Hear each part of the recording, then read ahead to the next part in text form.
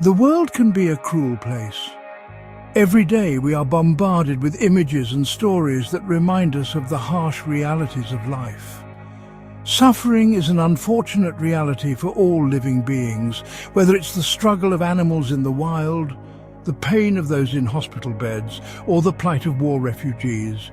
Suffering is a universal experience.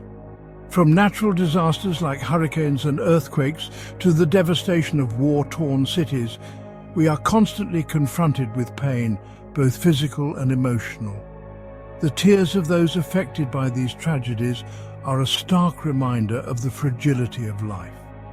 This raises a profound question that has haunted philosophers and theologians for centuries. Why does suffering exist? What purpose, if any, does it serve in the grand scheme of things? If there is a benevolent and omnipotent God, why would he allow such widespread pain and anguish? This question is not just a matter of intellectual curiosity. It touches the very core of our beliefs and values. This question forms the crux of the problem of evil, a philosophical dilemma that challenges the compatibility of God's attributes with the existence of evil in the world. Scholars have debated this issue for centuries, offering various explanations and theories.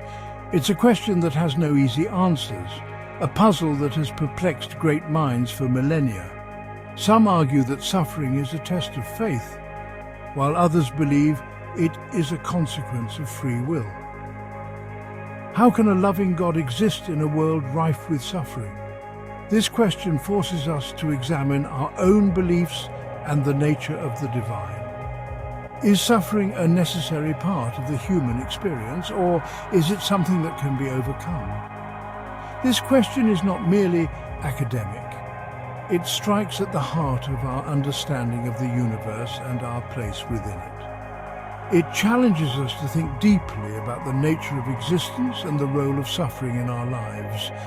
It forces us to confront the nature of good and evil, the meaning of suffering, and the very existence of a higher power. In the end, the question of why suffering exists may never be fully answered, but it continues to inspire deep reflection and dialogue among those who seek to understand the mysteries of life.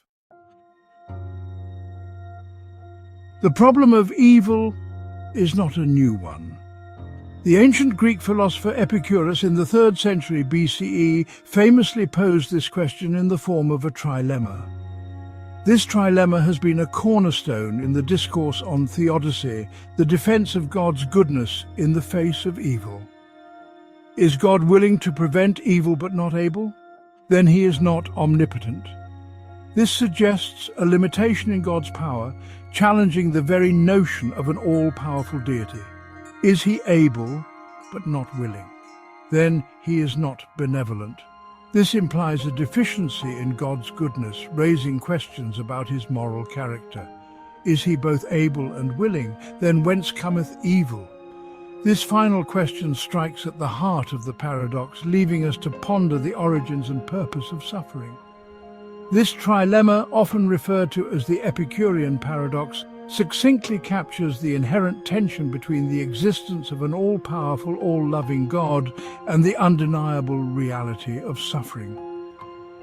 It forces us to confront the complexities of our beliefs and the nature of divine intervention.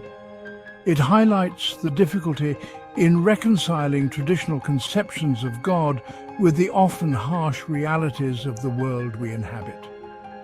The presence of natural disasters, diseases, and human-inflicted pain challenges our understanding of a benevolent deity. Epicurus's challenge resonated through the centuries, influencing philosophers and theologians of various schools of thought.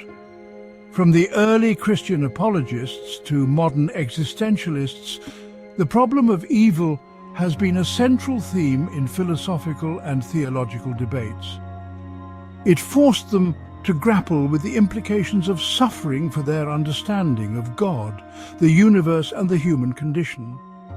The question remains as relevant today as it was in ancient times, prompting us to explore the depths of our faith and the mysteries of existence.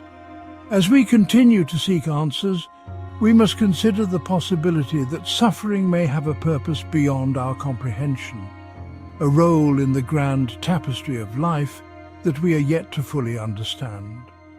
Whether we find solace in religious teachings, philosophical inquiry, or personal reflection, the quest to understand suffering and its place in our lives is a journey that shapes our very essence. To delve deeper into the problem of evil, it's crucial to distinguish between two types of evil, natural and moral. This distinction helps us understand the different sources and implications of suffering in our world.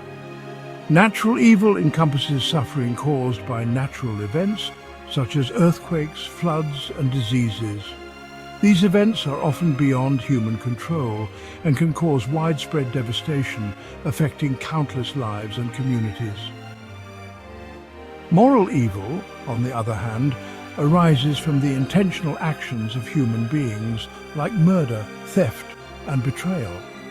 These actions stem from human choices and can lead to profound personal and societal harm. While natural evil often appears random and senseless, moral evil seems to stem from the capacity for choice inherent in human nature. This capacity for choice is what makes moral evil particularly complex and troubling. This distinction raises further questions about the nature of free will and its relationship to suffering. If humans have the freedom to choose, why do some choose to inflict harm? And how do we reconcile this with the existence of natural disasters that seem to have no moral agent behind them? Understanding this distinction is crucial for navigating the complexities of the problem of evil. It allows us to approach the issue from multiple angles, considering both the randomness of natural events and the deliberate actions of individuals. It allows us to analyze the different ways in which suffering manifests itself and explore the various explanations offered by different philosophical and religious traditions. By examining these perspectives, we can gain a deeper understanding of the nature of evil and the ways in which humanity has sought to make sense of it throughout history.